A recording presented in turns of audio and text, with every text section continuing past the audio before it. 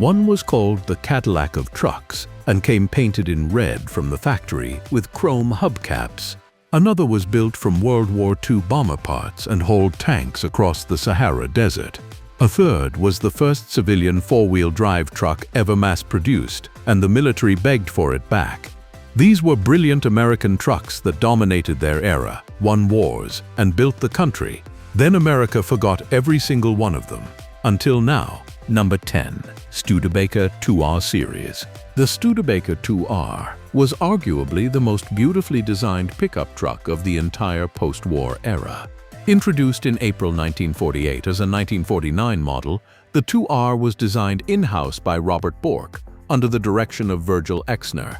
It was the first Studebaker truck built without sharing any body or interior panels with the company's passenger cars. The result was a clean, modern design with front fenders that flowed gracefully into the body and a complete absence of running boards, giving it an unbroken smoothness that nothing else in the truck market could match.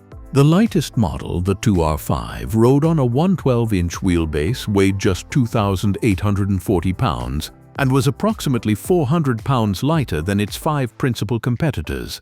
That weight advantage gave it a maximum payload of 1,760 pounds, a full 620 pounds more than a comparable Chevrolet. It was powered by a 169.6 cubic inch inline-six producing 80 horsepower, and with the optional overdrive transmission, which was a Studebaker exclusive in the truck market, it could deliver over 22 miles per gallon at a 40-mile-per-hour average, a total of 266,662 2R series trucks were built before production ended in December 1953. The truck achieved nearly a 5% market share, which was actually higher than Studebaker's passenger cars ever managed. But the company's limited budget and lack of interest in its truck lineup starved the 2R of updates. Studebaker itself would limp along until 1966, when the company closed for good. The 2R was the best truck the company ever made, and it deserved a much longer life. Number 9. Diamond T Model 201 Pickup. Diamond T was a Chicago-based truck manufacturer founded by C.A. Tilt in 1905. The company's founder famously declared that a truck doesn't have to be homely, and every Diamond T ever built reflected that philosophy. The Model 200 pickup, produced from 1938 through 1949, was the company's entry into the light truck market, and it was unlike any pickup you have ever seen. Every Model 200 came from the factory painted in red with accent striping on the cab and optional large chrome hubcaps. Pro or deluxe models featured an engine-turned dashboard panel. The post-war version was powered by a 236 cubic inch Hercules L-head six-cylinder, producing 91 horsepower, mated to either a 3-speed Warner transmission or an optional 4-speed with a granny low first gear. Diamond T was often called the Cadillac of trucks because no other manufacturer put that level of attention into the appearance of a working vehicle. But Diamond T's pickups were simply too expensive to compete with the mass-produced offerings from Ford, Chevrolet, and Dodge.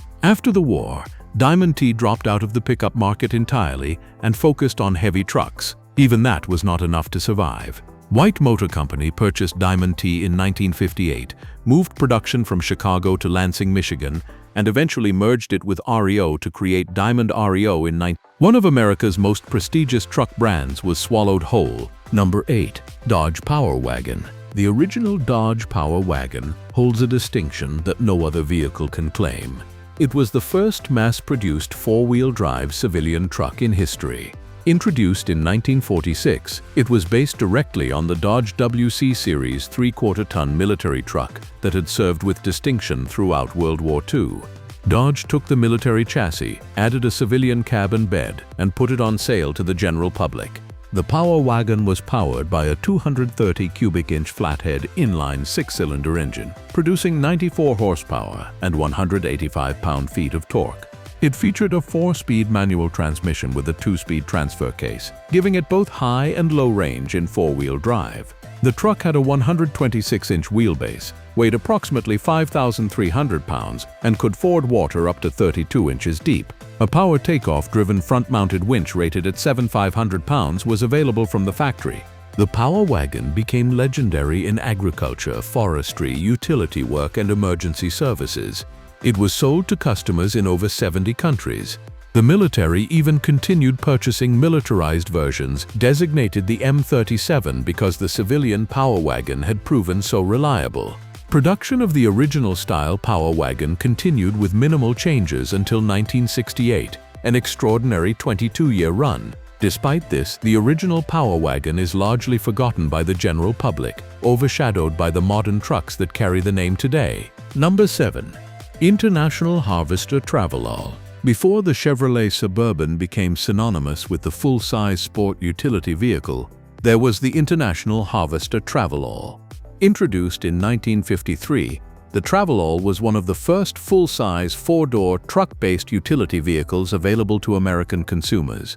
It predated the first four-door Suburban by 2 years. The Travelall was built on the International Harvester truck platform and was designed to serve as a family vehicle, work truck, and tow vehicle all in one.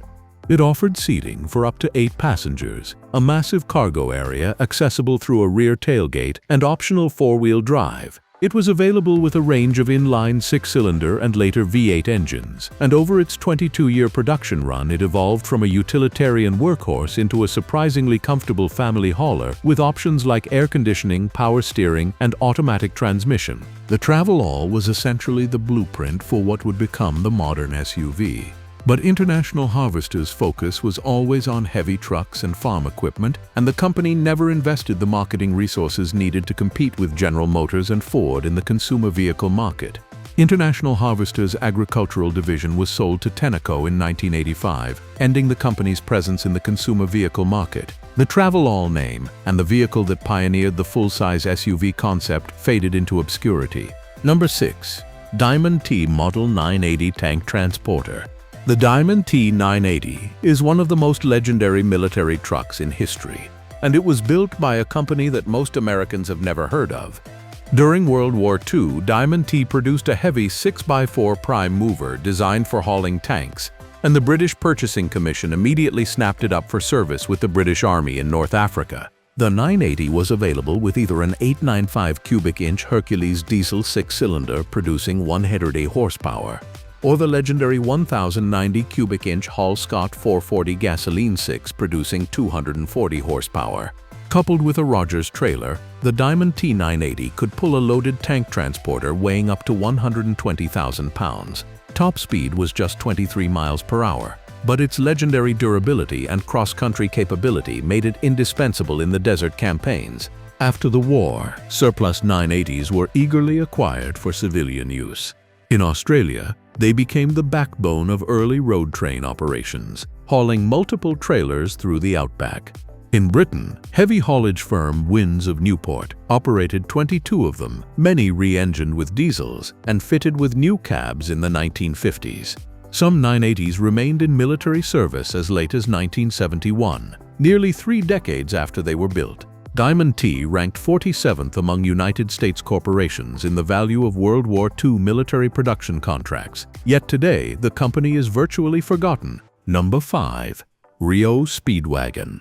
The Rio Speedwagon truck, yes, the vehicle that inspired the name of the 1970s rock band, was one of the longest-running nameplates in American truck history. Rio Motor Car Company was founded in 1905 by Ransom Eli Olds, the same man who founded Oldsmobile. The initials REO stand for his name. The Speedwagon name was introduced in 1915 and continued in various forms for over 5 decades. By the 1940s and 1950s, REO was building a range of medium and heavy-duty trucks that were respected for their durability and straightforward engineering. The company's Gold Comet gasoline engines were known for their reliability, and REO trucks were popular with municipal services, utilities, and regional haulers across the country. But Rio could not compete with the economies of scale enjoyed by the larger manufacturers. White Motor Company acquired Rio in 1957 and merged it with Diamond T at the Lansing, Michigan factory in 1960. By 1967, both the Diamond T and Rio names were retired in favor of the combined Diamond Rio brand. Diamond Rio itself survived only until 1975, when the Lansing plant was sold. The rock band Rio Speedwagon, formed in 1967, may now be better known than the truck that inspired their name. Number 4. GMC CCKW Deuce and a half. The GMC CCKW was the truck that won World War II, designated the Deuce and a half because of its 2.5-ton cargo capacity. The CCKW was a 6x6 military cargo truck built by the GMC Truck and Coach Division of General Motors. Between 1941 and 1945, an astonishing 562,750 CCKWs were produced at GMC's plants in Pontiac, Michigan, and St. The CCKW was powered by a GMC 2070 cubic-inch inline 6-cylinder engine producing 104 horsepower, mated to a 5-speed manual transmission with a 2-speed transfer case. It could carry 5,000 pounds of cargo cross-country or 10,000 pounds on roads. The truck came in both long wheelbase and short wheelbase versions, with over 50 different body configurations including cargo, dump, tanker, van, surgical unit, and compressor models. The CCKW was the primary logistical truck of the Allied armies and was crucial to operations like the Red Ball Express, the famous supply route that kept General Patton's Third Army fueled and armed during the breakout across France in 19. General Eisenhower himself credited the CCKW as one of the most important tools of victory, alongside the C-47 aircraft, the DUKW amphibious vehicle, and the bulldozer. After the war, thousands of surplus CCKWs were sold worldwide and remained in military and civilian use for decades.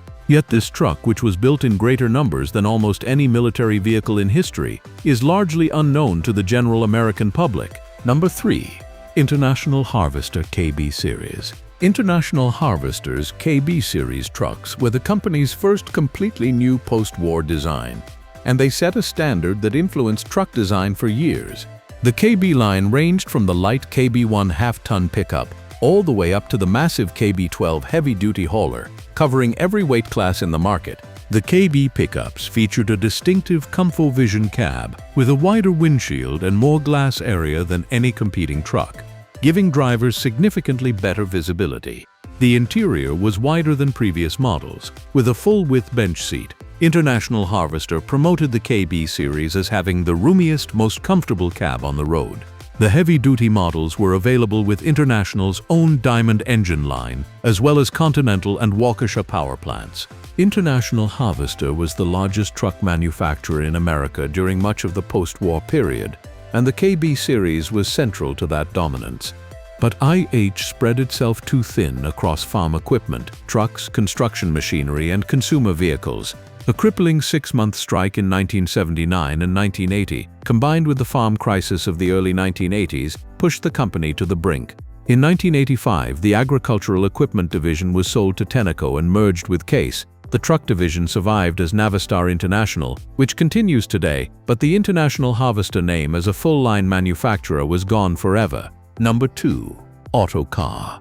Autocar is technically the oldest surviving truck brand in America, tracing its origins back to 1897, when the Autocar Company of Ardmore, Pennsylvania, began building one of America's first automobiles.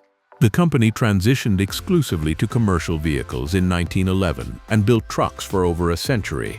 During the 1940s and 1950s, Autocar produced rugged, specialized trucks that were favorites of construction companies, refuse haulers, and the petroleum industry.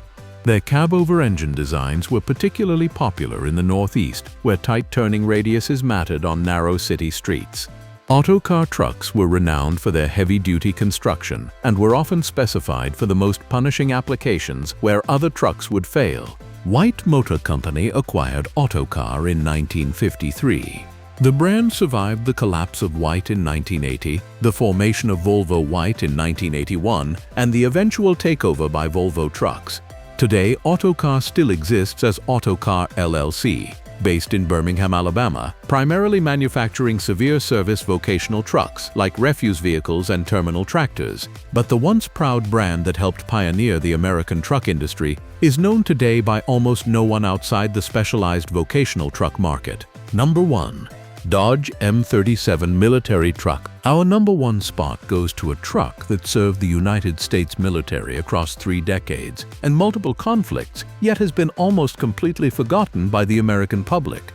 The Dodge M37 was a 3/4-ton 4x4 cargo truck built by Dodge for the United States Army starting in 1951.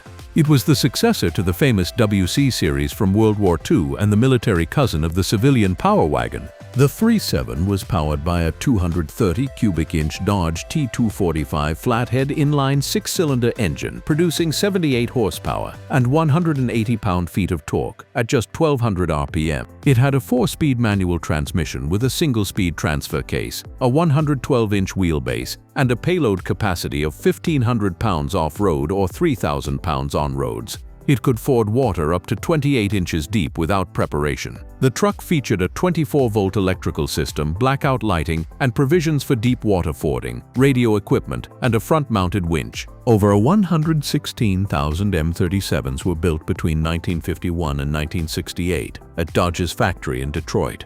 They served in the Korean War, the Vietnam War, and in peacetime deployments on every continent. The M37 was also supplied to Allied nations and saw service with dozens of foreign military forces.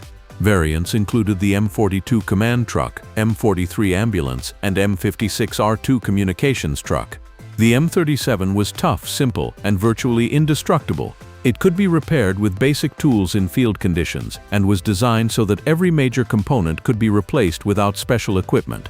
Despite this remarkable service record and the fact that over 116,000 were built, the M37 has been almost completely overshadowed in public memory by the Jeep and the Humvee. It is one of the most underappreciated military vehicles in American history, and among truck enthusiasts who know it, it is regarded as one of the finest machines the Dodge Truck Division ever produced. If you enjoyed this, hit that like button, subscribe to the channel, and drop a comment below telling me which forgotten truck impressed you the most.